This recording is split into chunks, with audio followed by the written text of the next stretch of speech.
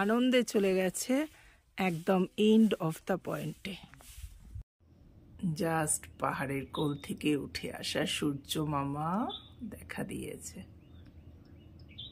দেখ, আমার মেয়ে এবার লাইট তুলতে ব্যস্ত। এইটা হচ্ছে এন্ট্রান্স। এইখান থেকে এসে আমাদের গাড়ি এই ঢুকেছে রিসেপশনে।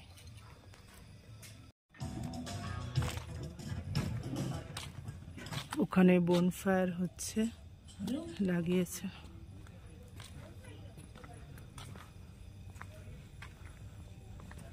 চলো দেখে আসি আমাদের ড্রাইভার বাবাজি কোথায়। সেই যে আমরা ছেড়ে এসছি, ড্রাইভার কোথায় গেল কে জানে। চলো। শঙ্কর আমাকে অনেক বড় বড় জায়গায় ঘুরিয়েছে, 5 স্টার 7 স্টার, কোথাও বাকি নেই, কিন্তু সেইগুলো এই রিসর্টের কাছে মনে হচ্ছে কিছুই নয়। এত ভালো রিসর্ট।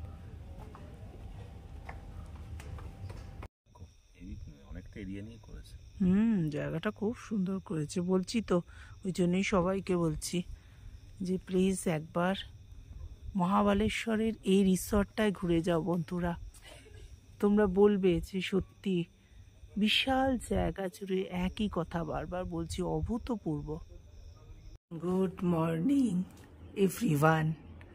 আমি কাবেরী জীবন কথা থেকে আবার চলে এসেছি এখানে মহাবালেশ্বরে। আজকে আমাদের সেকেন্ড দিন।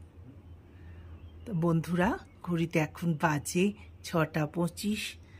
এত সুন্দর, এখনো সূর্য ওঠেনি। তোমাদের সবটাই দেখাচ্ছি। এই জন্যই আমি মেয়েকে বলেছিলাম এমন হোটেল বুক কর যেটা মাউন্টেন ভিউ হবে, যেটা আমি দেখতে পারবো। আমার ভীষণ পাহাড় ভালো লাগে, আমি সমুদ্র থেকে পাহাড় বেশি ভালোবাসি। এখনো সূর্য ওঠেনি, নিশ্চয়ই তোমাদের দেখাবো, কিন্তু সূর্যের আভা এসে গেছে। সবার সামনেই জিজ্ঞেস করছি, দীপঙ্কর খুব আজকে এসে সকালে ঘুম থেকে এসেই বলছে আজকে আমাদের অ্যানিভার্সারির সেকেন্ড দিন। আচ্ছা, সেই যদি হ্যাঁ, আচ্ছা সেই যদি হয় তাহলে আমার গিফট কোথায়? তখন দীপঙ্কর বলছে, কি বলছে, যে হোটেলে আনলাম এটাই, এই যে বেড়াতে এনেছে। এবারে আর সোনা দানা কাপড় কিছুই নয়, কারণ এখানে বেড়াতে আনাটাই আমার অ্যানিভার্সারি, 28th অ্যানিভার্সারির গিফট। Okay, am I correct? Yes. চলো আমরা চা খেয়ে। এবার পুরো সূর্য উঠে গেছে মাথার ওপর। এখন ঘড়িতে বাজে 7:30। খুব ভয় লাগছে, তোমাদের করে দেখাচ্ছি। আর নিচে সুইমিং পুল, যদি হাত থেকে ফোনটা পড়ে যায় তো গেল আমার। দীপঙ্করের এখনো ঘুম পাচ্ছে, আর যদি ঘুম পায় না, দেখো মেয়েও রেগে যাবে, আমিও রেগে যাবো। সবসময় জানো, যা এখানে এসছি বেড়াতে, ঘুমানোর জন্য এসছো।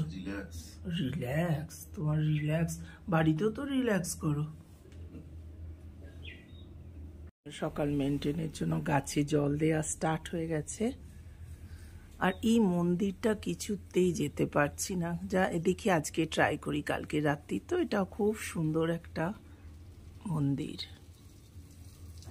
ওখানে একটা গরু রাখা। ওয়াও।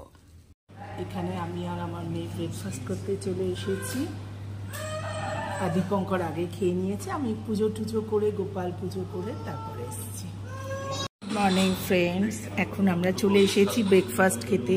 উত্তাপম, ধোসা সব কিছু আছে। আমি তো অবভিয়াসলি পুরি আর সবজি এখন নিয়ে স্টার্ট করছি। দীপঙ্করের খাওয়া হয়ে গেছে।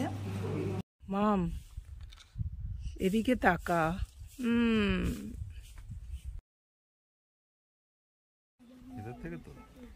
এটা হচ্ছে কিডস পয়েন্ট। কি সুন্দর দেখো। তোমাদের কতটা দেখাতে পারছি জানি না, অসাধারণ।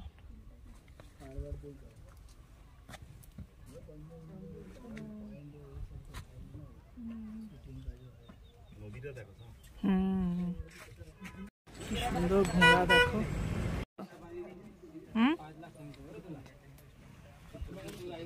আমি বাবার সাথে